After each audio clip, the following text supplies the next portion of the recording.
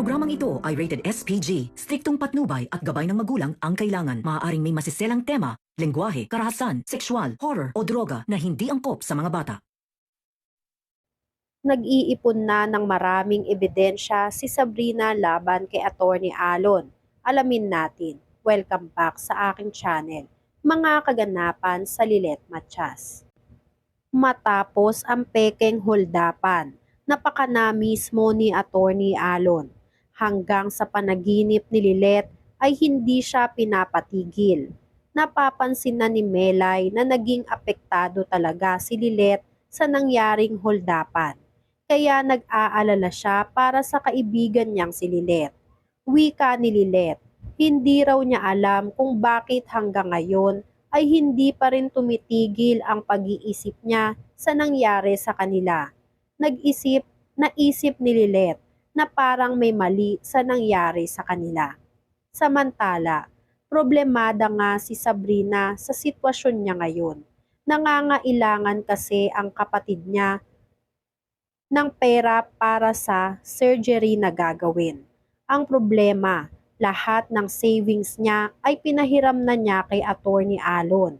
Kaya sinubukan niyang kausapin si Attorney Alon na baka pwede na ibalik ni Attorney Alon kahit partial lang muna sa pera niya dahil nanganganib ang buhay ng kapatid niya.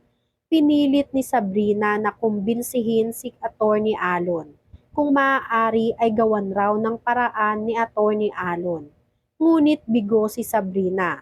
Wika ni Attorney Alon, sa sobrang dami ng nangyari sa kanila, saan raw kukunin ni Attorney Alon ang pera na hinihingi ni Sabrina? Sa inis ni Attorney Alon, pinagsabihan niya pa si Sabrina na puro na lang hingi ang ginagawa ng kapatid niya. Kung maaari ay maghanap na lang raw ang kapatid ni Sabrina ng sarili niyang pambayad dahil marami na silang pinoproblema. Katwiran naman ni Sabrina, baka ikamatay ng kapatid niya kung hindi siya maooperahan.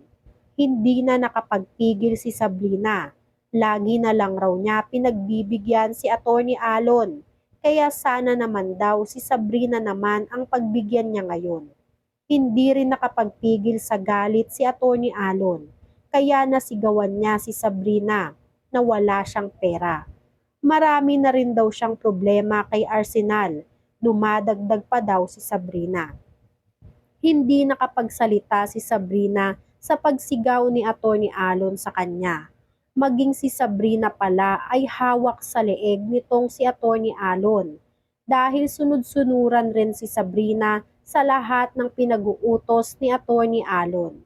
Sa bahay ng mga Matias, kinontak ni Lilet ang babaeng nag-post tungkol sa reklamong gusto niyang isampa sa amo niya.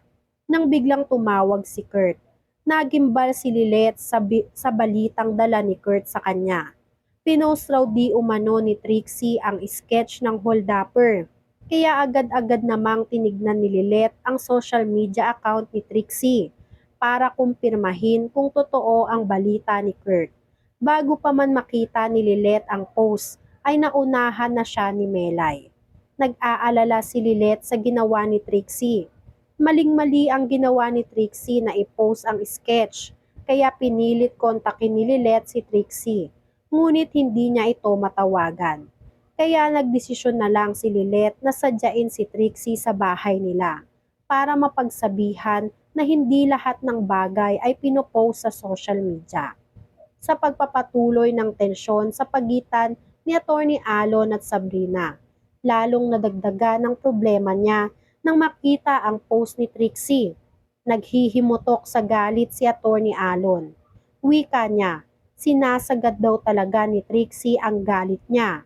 Kaya tinawagan agad ni Attorney Alon si Patricia para ibalita ang post na ginawa ni Trixie sa social media tungkol sa holdupper. Inutusan niya si Patricia na ipa-take down kay Trixie ang post. Kung hindi, si Attorney Alon daw mismo ang gagawa ng ibang paraan. Nagkaroon ng sagutan sa pagitan ni Patricia at Attorney Alon. Hindi papayag si Patricia na madampian ng kahit katiting ang anak niyang si Trixie ni Atty. Alon. Kaya nagkaroon sila ng bantaan sa isa't isa. Samantala, sinamahan naman ni Kurt si Lilet papunta sa bahay ng mga Engano. Naabutan nila na pinapa-take down din ni Patricia ang post ni Trixie sa social media. Kaya maging si Lilet ay sumang-ayon sa sermon ni Patricia kay Trixie. Maaari raw na humantong sa serious accusation si Trixie kung sakali na nagkamali sila sa sketch na ipinost. Hindi biro ang defamation at kailangan pa rin nila na humingi ng permiso na i-post ang mga ganong bagay kung sakali.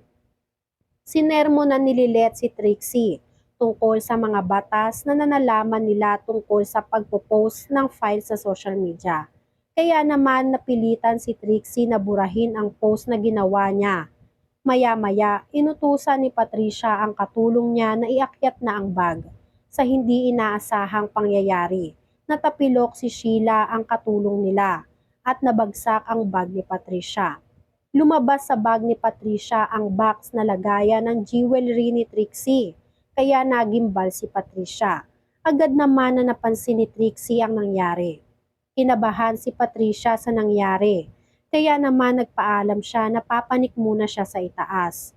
Tinago ni Patricia ang kwintas ni Trixie sa isang box ng sapatos, habang hindi pa daw niya ito na ibebenta. Na-realize naman ni Trixie ang pagkakamali niya sa pag-post ng sketch ng holdupper. Kaya nang hingi siya ng pasensya kay Lilet at Kurt sa padalos-dalos na desisyon niya. Samantala sa Keystone, tuloy-tuloy pa rin ang pagmamanipula ni Atty. Alon kay Eira. Nagawa niya muling pagmukain kay Eira na walang utang na loob si Lilet sa pagliligtas ni Atty. Alon sa kanya. Kaya nadagdagan na naman ang galit ni Eira kay Lilet. Maya-maya napalitan ng kaswitan ang namamagitan sa dalawa, habang si Sabrina ay tahimik na nakikinig sa usapan ng dalawa. Nang matapos magtimpla si Sabrina ng kape na para kay Atty. Alon, hindi siya nakapagpigil at pasadya niyang ibinuhos ang kape kay Eira. Dahilan para mapasigaw at tumaas ang tensyon. Maging si Atty. Alon ay hindi nakapagpigil sa ginawa ni Sabrina. Unti-unti nang natatauhan si Sabrina sa lahat ng panggagagong ginagawa sa kanya ni Atty. Alon. Kaya unti-unti niyang pinaparamdam kay Atty. Alon na kayang-kaya niyang baliktarin si Atty. Alon kay Eira. Kaya habang maaga pa ay mag-iipon na ng bala si Sabrina laban kay Atty. Alon bago pa siya tuluyang baliktarin ito. Pinaalarma na rin ni Lilet at Kurt sa mga pulis ang mga establishmento na magbebenta ng jewelry na galing mismo kay Trixie upang mas madali nilang matunton kung sino ang mga nagbenta ng galing sa hold-up na gamit. Pagkatapos ng pag-uusap sa pulis, inaya ni Trixie si Lilet at Ramir na magpunta sa isang mall. Hindi nila inaasahan na sa iisang mall lang pala sila magpupunta si Atty. Alon at Eira. Kaya naman nagkasalubong pa sila. Napansin agad ni Lilet ang relo na suot ni Atty. Alon. Ayun rin daw ang relo na nakuha ng mga holdupper mula kay Atty. Alon. Kaya naman nagduda silang dalawa kung paano nakuha muli ni Atty. Alon ang relo niya mula sa mga holdupper. Litong-lito naman si Eira sa mga nangyayari. Wala siyang kaalam-alam sa sinasabi ni Lilet at Trixie tungkol sa relo ni Atty. Alon. Ano kaya ang palusot na sasabihin ni Atty. Alon kay Lilet at Trixie? Paniwalaan pa kaya siya ng mga ito?